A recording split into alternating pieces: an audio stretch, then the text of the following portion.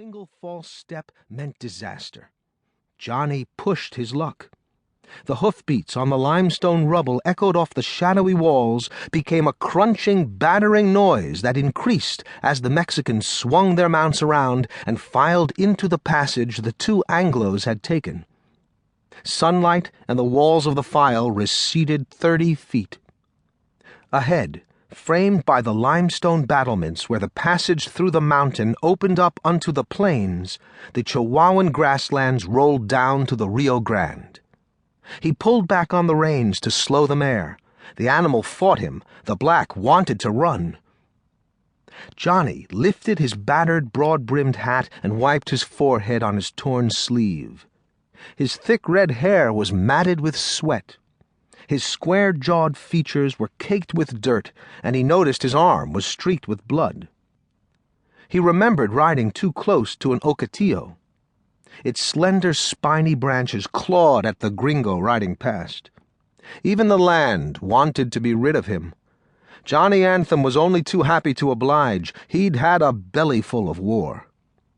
Vin Cotter burst from the shadows, his narrow, thin-veined features flush with fear. He had lost his hat in the gorge.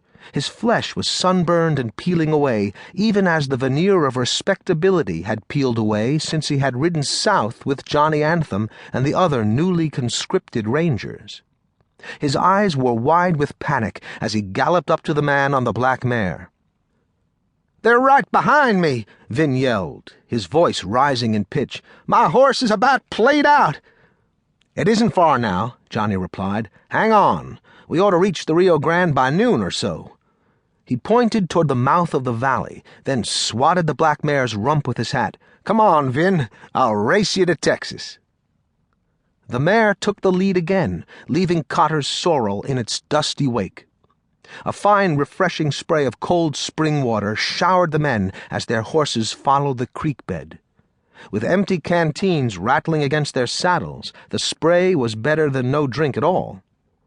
The two young Texans rode hard and reached the mouth of the gorge as their pursuers poured out of the narrows. Johnny Anthem loosed a wild yell as the grasslands spread out before him.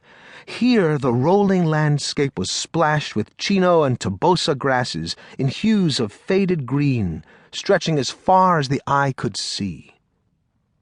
The colors darkened against the blue stem-covered slopes.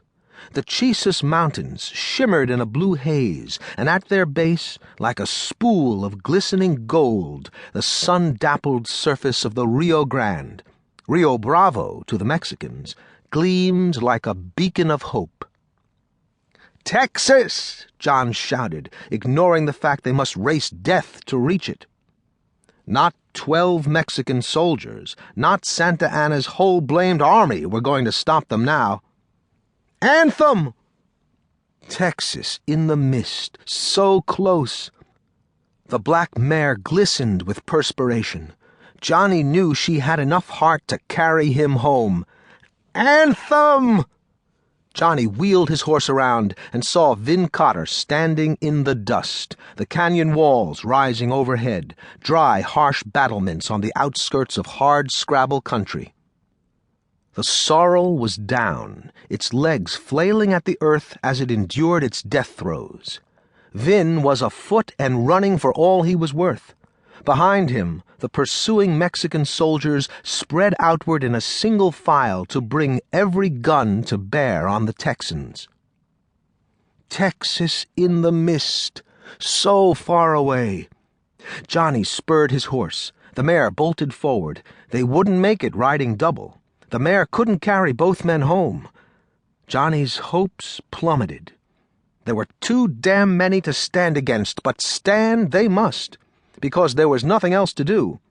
They had ridden into Mexico together, and Johnny intended to ride out the same way, or not at all. For such was the promise he had made Everett Cotter. The words of Vin's father echoed in Johnny's mind. "Look after my son. Look after my son.